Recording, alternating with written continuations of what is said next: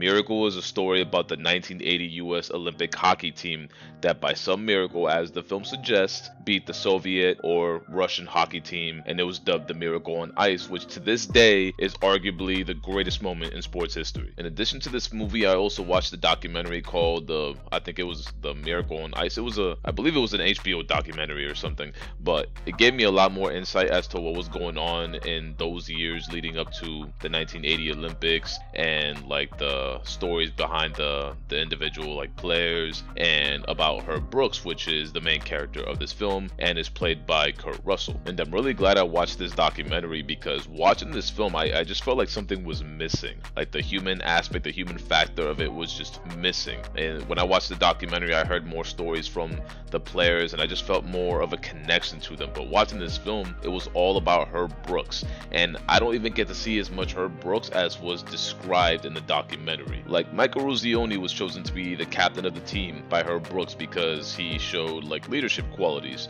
but I don't really get to see all these leadership qualities. I don't really get to see these leadership moments. I don't get to see the team chemistry and getting to build a connection with them individually, or at least like the main characters. And on top of that, the acting was pretty subpar. I mean, aside from Kurt Russell, who did a pretty good job, I mean, I think it could have been a lot better. The movie could have been maybe longer to add more detail and whatnot, but aside from Kurt Russell, like the acting was very, very poor. Having said that, I definitely like the first half of the film more than the second. You get to see the intellect and wisdom of Herb Brooks, who is trying to do something different. Everybody just wants to get the best player, the best player, the best player. Like, I like watching basketball. Like, I'm not a hardcore fan or anything, but I like watching basketball, and there'll be times where you have several good players on one team. Like, you might have 2 All-Stars, 2 MVP caliber players, and that's fine, but that doesn't necessarily mean they work together. Like when you had Russell Westbrook and James Harden on the Rockets, yes, both of them play at an MVP level during the regular season, but that doesn't necessarily mean they'll work well on the same team. So when all these players come from all over the country to be on the US Olympic hockey team, Herb Brooks in one day decides these players are going to be on my team because I'm not looking for the best ones, I'm looking for the correct ones. They hired me to do a job, I'm trying to do it. And that's facts, because on paper anything can look like a good idea, but in reality you can't execute it. And he's very adamant, he's very unyielding in his position. He knows exactly who he wants, but at the same time he's not there to be anybody's friend or to kiss their ass and tell them how great they are. In fact, my favorite moment of the entire film was when, after the US team played and tied a game, which Herb Brooks was very disappointed in, after playing that game he made them stay and skate for 45 minutes, at least like according to the documentary. They stayed there for 45 minutes just skating back and forth, like repeating these like exercises, and they were exhausted, and it did not stop until Michael Ruzioni said, "I'm Michael Ruzioni." I think he played in Winthrop, Massachusetts or something like that. And when Kurt Russell, Herb Brooks, asked him who he plays for, and before in the film they were like answering jokingly, like when like they were asked that question, but in that moment Michael Ruzioni gives the answer that Herb Brooks was looking for the entire time. I play for the United States of America.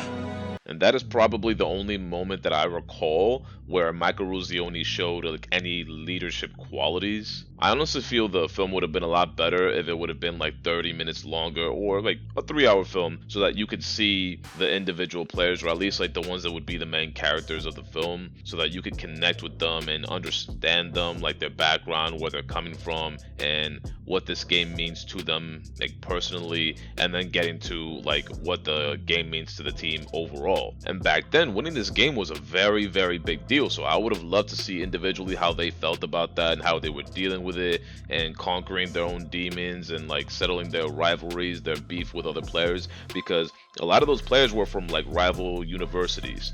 So I would have loved to see them work that out, not just seeing like what Herb Brooks thinks and what he feels he needs to do to make the team better. And it would also provide like more opportunity to kind of build up the Russian hockey team, because they didn't really feel as intimidating as they made them sound like in the documentary and stuff. I mean, on one hand you have the US hockey team, and they were made up of a bunch of kids from school straight out of college, and then you have the Soviet Union hockey team, the Russian hockey team, which consisted of of players that have been playing together for over a decade maybe, and even though they're amateurs in name only, they're essentially a professional team. They're the best team in the world. So having a longer film, I think, would have really improved the story, and seeing how the individual players, like how they're dealing with this intimidation from these grown men who have been playing for so long, and then overcoming these odds, and then like stop worrying about the individual needs of themselves and worrying about the United States Olympic hockey team. Instead, the film felt too short, and I didn't really get to connect with any of the characters, any of the players.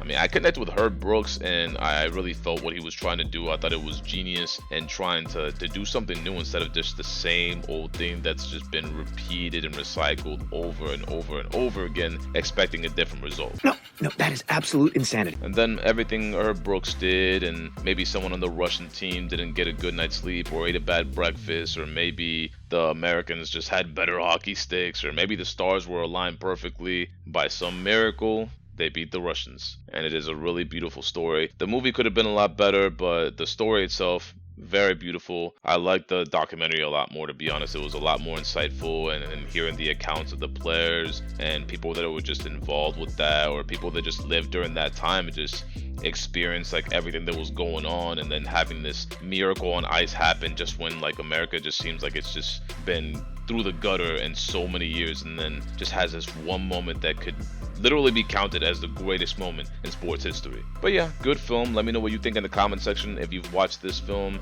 please hit that like button. It does help me a lot. Subscribe if you have not already, and I will catch you in the next video next Friday. See you then.